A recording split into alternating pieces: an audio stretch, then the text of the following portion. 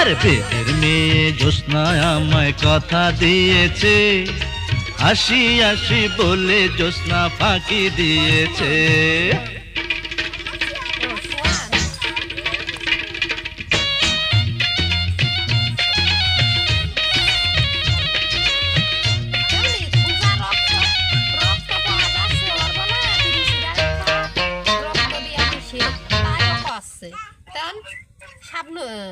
রাহুল কাছে বিড়ি সিগারেট খাওয়া ছাড়া রক্ত পাওয়া যাচ্ছে না, এই হলে সমস্যা হচ্ছে।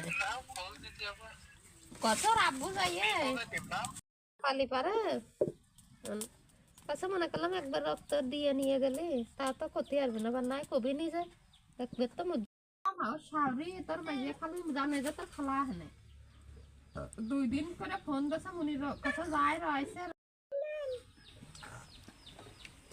আর মামুন অজয় ফোন টোন দেয় না, সেদিন রাহুলের ফোন দিয়ে ফোন দিছে, সে সব কথা হন শিখে যাচ্ছে, দাব দাব বাপ বাপ করে।